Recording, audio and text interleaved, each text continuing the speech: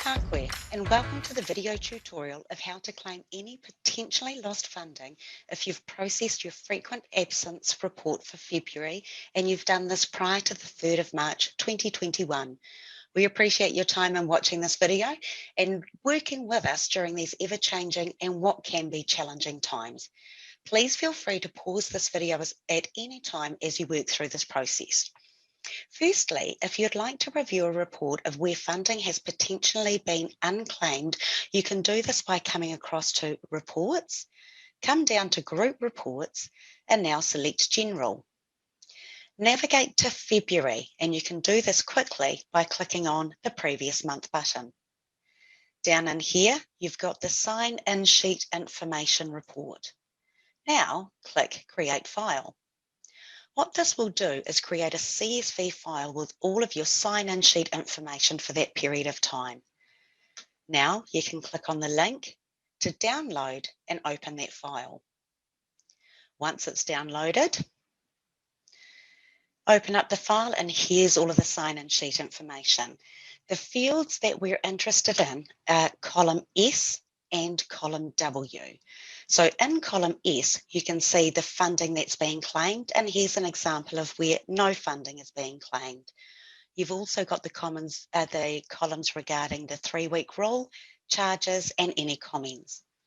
We scroll down the report. What I'm looking for is where funding hasn't been claimed for the purposes of frequent absence. And right down at the bottom, we've got our 2 examples. Here's the example of a child where funding has not been claimed.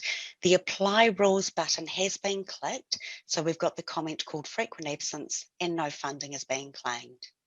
We've also got the example of a child here that was on casual funding, and this was selected because they were on the frequent absence report for attending fewer hours than they were enrolled to attend. So this is where funding is only being claimed for the actual attendance. You don't need to review this report. However, it is quite a handy report if you're doing self-auditing. So now when we come into Infocare to rectify the sign-in sheets for that period, simply come to the sign-in sheets screen. Now, starting with the 9th of February, the 8th of February was Waitangi Day. However, if you did operate on that day, please start from the 8th of February. Select the 9th of February and click Search. And here's your sign-in sheets. To modify the sign-in sheets, simply click on the link and that brings up the sign-in sheet information. In this example that we've got for you here, here's an example of where a child has broken the 3-week rule, and so we've got absence rule in the comment and no funding is being claimed. This isn't in the exempt period, so funding can still not be claimed. We're looking for cells highlighted in orange, indicating no funding or casual funding. Here's an example of where funding has not been claimed due to the frequent absence report, so we can simply highlight the comment and click Delete on your keyboard.